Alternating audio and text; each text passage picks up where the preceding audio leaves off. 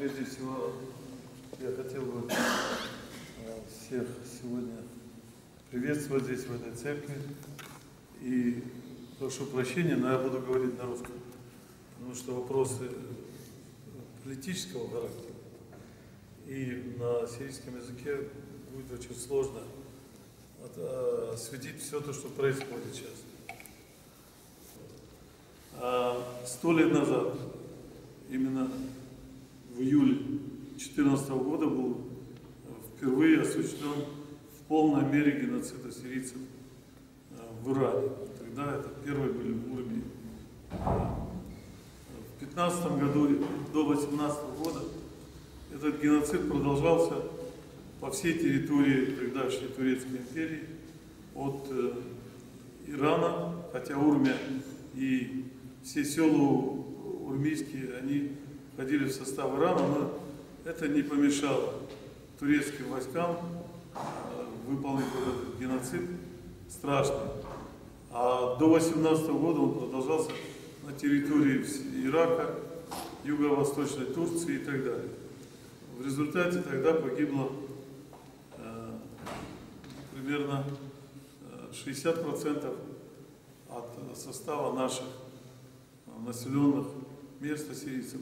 Были разрушены церкви, уничтожены школы и так далее, и так далее.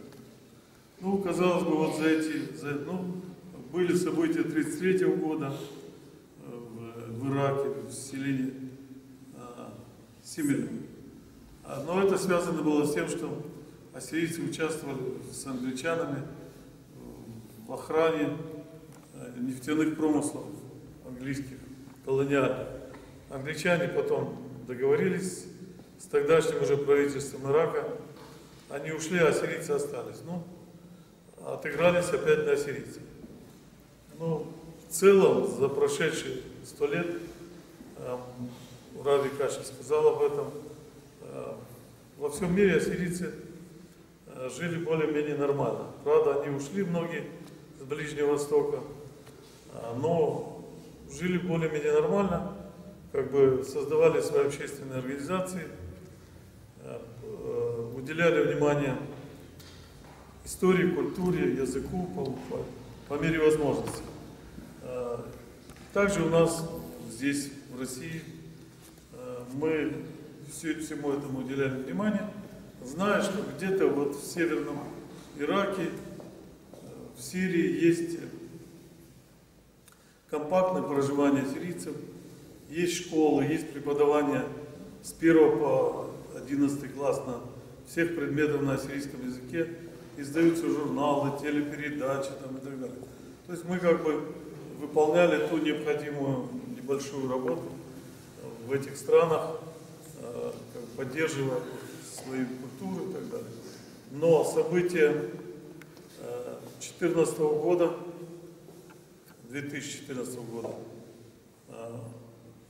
обрезали вот это все и дали нам четко понять, что мир этот настолько нестабилен. А что касается ассирийцев, то спасение утопающих – дело рук самих утопающих. То есть ассирийцам дали понять, что они, по большому счету, кроме самих себя, никому не нужны. Именно в июле, ровно 100 лет назад, ровно спустя 100 лет произошли вот эти события, которые привели в ужас весь мир, потому что действительно, я бы сказал, 21 век. Ассирийцам было предложено 3 пункта. Первое – принять ислам.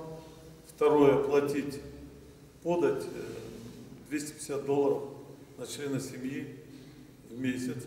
И третье, если эти 2 пункта не выполняются, значит, ассирийцев должны было оставить, уйти. В противном случае они подвергались уничтожению.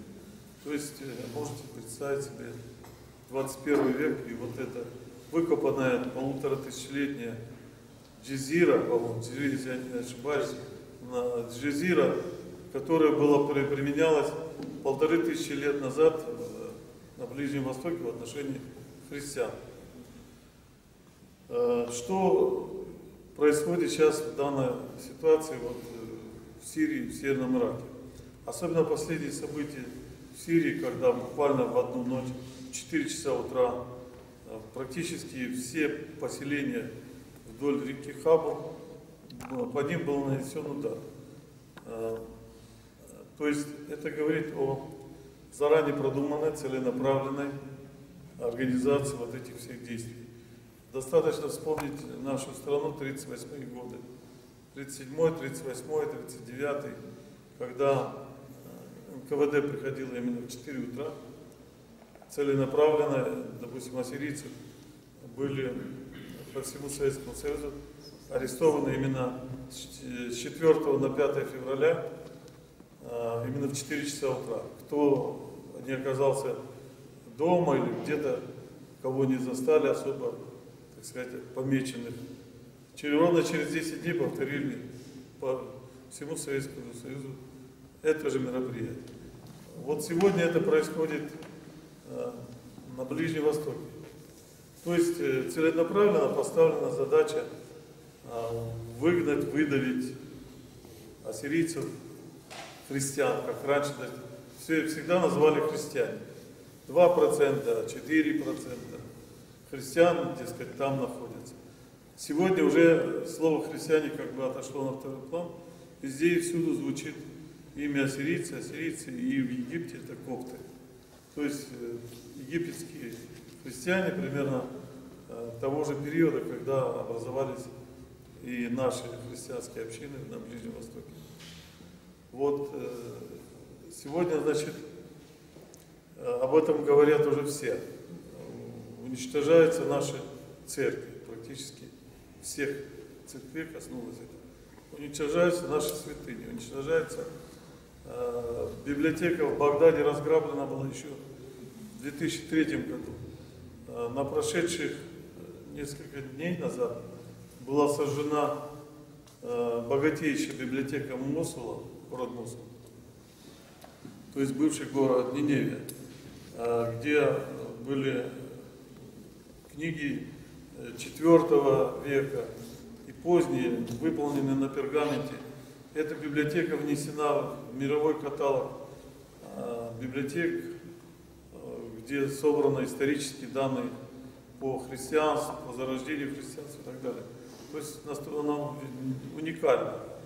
Буквально вот вчера показали даже по Первому каналу наше телевидение, как громили вот эти исламисты, громили музей Мосула, разбивали статуи, которым более 2500 лет.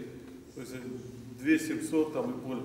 Так и сказали, за 700 лет, созданы за 700 до рождения Христова. То есть это 2700 лет назад эти статуи были установлены, созданы ассирийцами.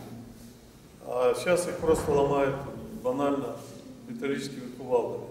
Сейчас весь мир возбужден, я имею в виду весь мир ассирийцев, и стоит задача объединения всех в единые, так сказать, организации, взаимодействующие, и все эти действия должны быть направлены на оказание помощи, содействия тем, кто живет на Ближнем Востоке, где исторически находилась Ассирия, и это исторически, при всем том, что говорили, что нас там нет, ассирийцев, это не ассирийцы, это какие-то христиане, арамеи, халдеи и так далее. Но это именно ассирийцы. И они известны исторически, они известны во всем мире. Вот я утром просматривал книжонка, вот я привез из Москвы, это про, значит, зарождение христианства, начиная с 1-2 века до 4 века. Там невероятное количество материалов, книг, источников, значит, религиозных школ, монастырей и так далее. Книга эта написана испанцам, собраны материалы, не предвзято. И везде звучит одно и то же: ассирийцы, ассирийцы, ассирийцы. То, что сейчас пытаются рассказать нам про халдеев, несторян, арамеев, там сириянаи, там якубаи.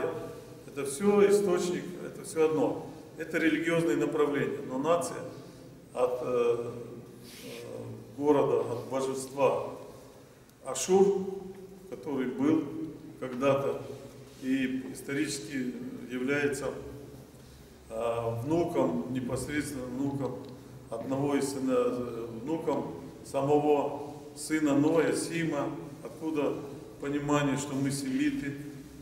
Это вот то, что говорят легенды или не легенды, но именно Ашур был внуком Сима, и от него ведет начало наша история, наше имя, ассирийцы. Слово мы называем себя Атурай, Ашурай.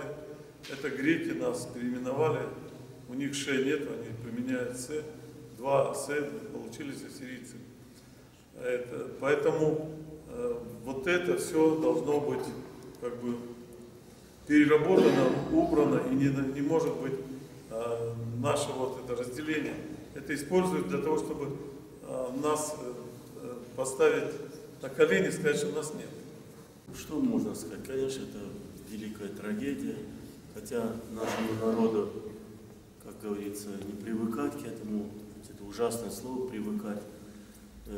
Сколько мы помним, у нас все время в разные периоды по-разному все складывалось, но всегда складывалось очень трагично. Ну, наверное, от того, что мы такой древний народ, очень законопослушный народ, очень талантливый народ, который никогда не зырился на чужое. Он где бы ни жил, он всегда, среди каких людей бы он ни жил, он всегда эту нацию поднимал на огромные высоты, как и в России, так и во всех странах мира. Но сегодня, наверное, нам надо, на самом деле, вы правильно сказали, что надо нам всем объединиться, потому что нам хорошо, в принципе, да, как биологическим существам. То есть у нас все нормально, мы живем, мы спим хорошо, одеваемся, кушаем, но нашим братьям очень тяжело. Поэтому сегодня нам надо очень всем подумать о том, что можно, чем мы можем помочь. И вот Рубен сказал, что вот, ну, как бы я к искусству отношусь, мы думаем провести, может быть, даже, Рубен, пару благотворительных концертов можно сделать. Вот один можно сделать в Краснодаре, филармонии сделать, и, собственно, там и выступить, там можно, это не просто концерт сделать, а концерт, так сказать, меморандум такой, там поговорить и в то же время, чтобы это был такой концерт, там могут участвовать и с Урми, вот вы сказали, что это нам надо договориться. А может еще и в Москве сделать, и в Ростове сделать. В общем, надо показать, что мы есть, что мы думаем о них, что мы свою меру, возможности своих, у кого есть, мы это, конечно, объединим, и нам надо, на самом деле, каждый день об этом думать, потому что там людям очень тяжело, очень тяжело. И мне очень, как не то, что нравится, а наконец приятно, что уже произносится слово «ассирийцы». Потому что все время христиане, христиане, христиане, христиане. Это очень емкое слово «христиане». Но сегодня уже в российской прессе, по телевидению в российском звучит это слово «Ассирия», и нам это очень приятно. То есть мы не безымянные, а мы, то есть столько, такая история, и все время мы какие-то были, как будто нас нет. А вот сегодня мы есть, и мы должны показать, что мы на самом деле есть. И вот я думаю, что каждый из нас должен внести свою лепту. Спасибо. Дорогие друзья, у ассирийцев с давних пор почти не было руководителя административного. Всегда этим занималась церковь. Там, где ассирийцы собирались, объединялись и держались как нация. Поэтому месяц или 2 года тому назад обратился Таша и сказал: при такой обстановке, какая сейчас существует, так как мы объединяемся и сейчас вокруг церкви, надо собирать помощь ассирийцам, согласно интернета, разной прессы, телевизора и так далее, положение знать. Каково положение ассирийцев сейчас в мусульманском мире. Я и попросил, сказал: обращайся в свои власти. Он мне сказал, правда, тогда, что он едет в Москву, но, как я понял, и там будет стоять вопрос. Но этот вопрос, как я слышу, стоит уже много и в разных ступенях. Я это сказал как частное лицо, любящее свою нацию.